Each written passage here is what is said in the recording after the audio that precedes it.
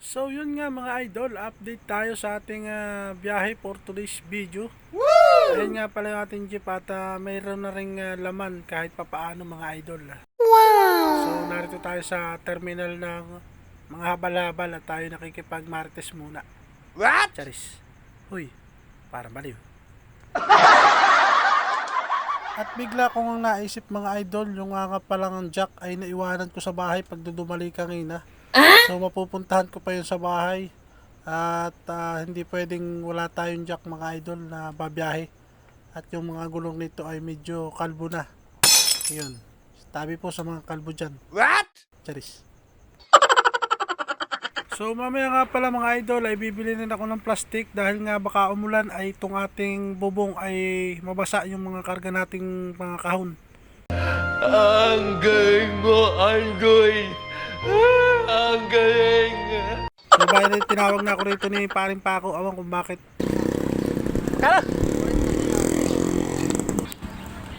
Ngatay lang tayo ng mga pasahero pa mga idol para tayo hindi lugi ang ating pagod sa pagbiyahe. So, tambay muna tayo dito sa parda ng mga balabag. Pupunta tayo ng bayan mamaya mga idol. Bili tayo plastic. 2,000 years later. Guys, tayo ay naglakad na dito sa tabing highway. What? Tayo ay bibili ng plastic pambubong sa itaas at baka umulan ay yung mga kahon na nawabasa. Ang galing. Ang galing. Mga idol. Oo, tatanong natin kung magkano. Pare, Ano pare? bibili ako plastic dito. Plastic na pambong. Oo, Ito. yung kulay itim. Oh. Magkano ba kayo?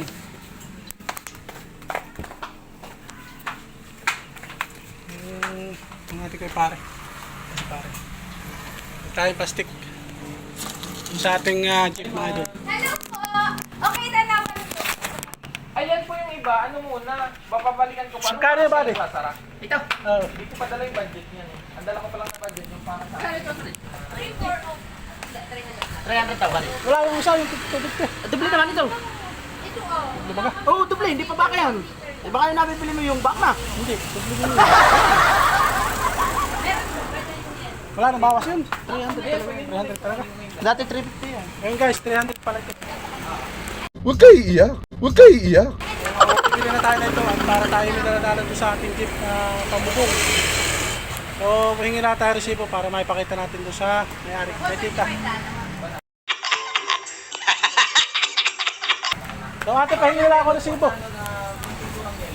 Resibo mo na nga ako pare ko eh. Oo.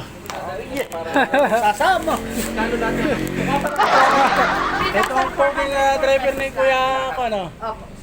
Sa Kagbay. Ito muna, yung ano muna, bawas na natin yung... Driver na. Tindiro pa. Double purpose. Abayaran natin to, hingi na tayo resibo para doon sa ating papakita natin kay Tita Bioli. So update na tayo mga idol. Sir, Balik na tayo doon sa jeep. meron po kami Tapos. sa ito na po dito. So mamaya mga idol, bali magpapakrudo naman tayo doon sa baba. So update na lang tayo mamaya pag kukurudo ulit. So ito yung plastic natin binili. Napunta na tayo doon sa ating jeep mga idol. Naglakad na lang ako. Wala service. Sasakay ko pa ng tricycle, sayang pa pamasahe. Kaya lakad na lang tayo. So tara mga idol, doon sa jeep. Ayun mga idol, oh. Karto na tayo sa jeep. Ay, naibigay ko na yung plastic ko sa aking pahinante na doon sa likodan. Doon na sa bubong. Nice. Baka biglang bumaling ang panahon, pero mainit naman. Bigla sumawa, may mga karga tayo, may mga kahon. Babasa, magagalit sa atin yung ating mga pasahero pagka namasa ang ating karga. Huwag kayo iiyak. So, bububong natin ito pag ulan. Pinapunuhan na muna natin yung pambili na 300 pesos mga idol. So, mabawasin na lang natin yung sa hanap ng ating sakyan.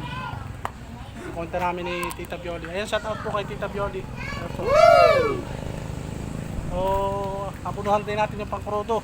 At wala daw pera si Tita. What? Kaya apunuhan muna natin. Talagang tali natin ang resibo para ayun, ipapakita tayo. Ayan, may mga ilan na tayong pasahero mga idol.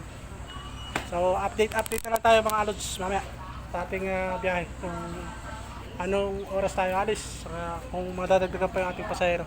So yun lang mga idol. Vamos.